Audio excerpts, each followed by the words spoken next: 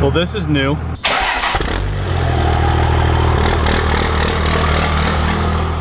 Hey guys, what's up? What's going on? And welcome back to the channel. Well, as you can see, yes, that is the second gen behind me. And for some odd reason, now it's running. So I don't know what the hell. I went over there yesterday, and that house next to us, I told you we were taking care of things as far as keeping an eye on it. That's why I was keeping the truck parked over there.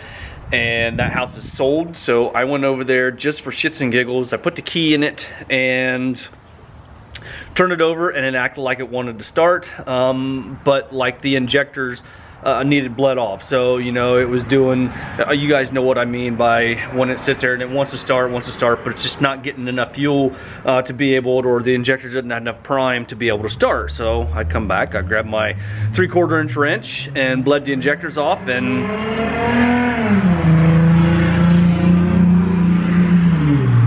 it fired up. So I really have no clue what's going on, whether it's an ECM issue or I really don't know. It still does have the codes in it as far as no communication between ECM and VP44, and it has a two glow circuit codes in it too. So I did try and take my Smarty tuner for the dually and see if I could read the codes and clear them out, but I wasn't able to, at least like use it as a diagnostics tool per se. So now I want to try and get, either bring one home from work, grab the neighbors, or grab Josh's like we used the last time. I want to clear the codes out of the truck and kind of see where we go from there. I put a couple of new battery cables on it, those ones that I had on there, just to see if we were getting a draw. I really haven't done anything per se. The only other thing I did do was, like I said, just for shits and giggles, I went ahead and the main fuel line right there beside the return, that's the return right there. The one beside it with the 90, I did bleed that off. I hit the starter just to make sure that there was fuel in it. So I did, as you guys saw in the videos prior to this, we did change the filters, but I ran it for several minutes afterwards. I drove it afterwards. After I went and started it when the batteries are dead, I drove it after well, it ran for several minutes before that. So I don't know if we had an airlock in the line, in the fuel lines. I really don't know what's going on.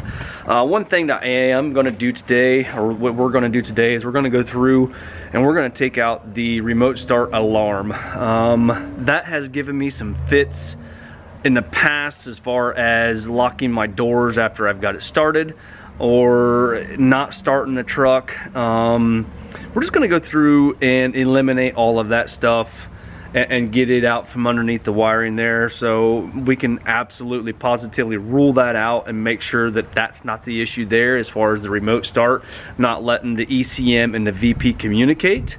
I guess just a short scenario what had actually happened. I told you guys, you know, it would crank but not start. I was heading to Walmart. I got into it after all the after we had temperature in the coolant, we had temperature in the oil, and after I let off, it died and it stopped. So I don't know. We're just gonna have to figure out what the hell is going on so this doesn't happen again. I have driven the truck around the neighborhood and brought it over here to the house, as you can see behind me. But other than that, that's about as far as I wanted to go with it. I didn't want to venture out and have to have another tow. So tomorrow, what I have on the agenda is I've got a fuel heater. This is a sandwich plate from BD Diesel, and this is going to be going on the dually. And then I've got a temperature gun here, so you can see there. We can check. Actually, we're going to put that in. That goes on the water separator filter on the dually. And what I wanted to do with the temperature gun, I want to see exactly how much that heats up. Because if this works the way I think it does, even if you had some frozen filters, this could possibly thaw out your filters for you and take care of the issue. So I got that from BD Diesel.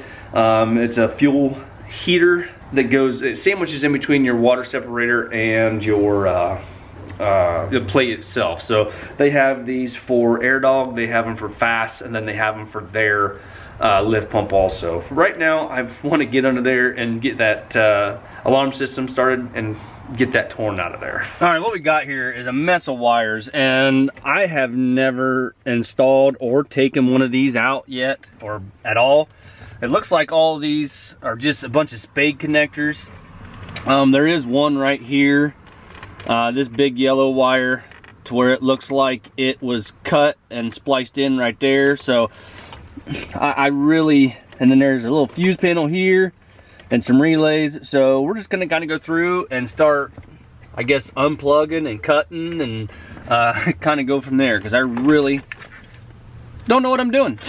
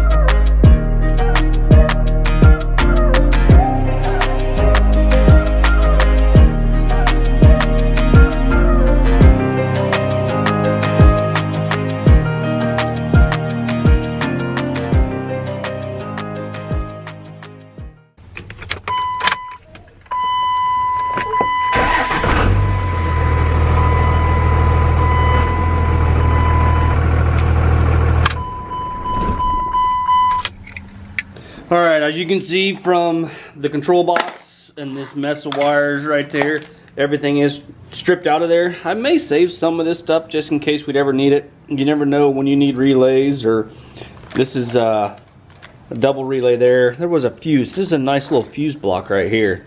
You never know when you might need something like that.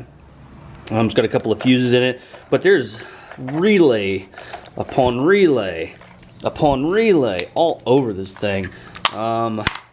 Yeah, so this was in the truck when I bought it. I left it in there for the time being. It did work out a couple of times as far as it being cold, but you know, like I told you before, it had locked me out I think twice since I've owned the truck. And since it's a stick, to set it, the truck has to be at a temperature.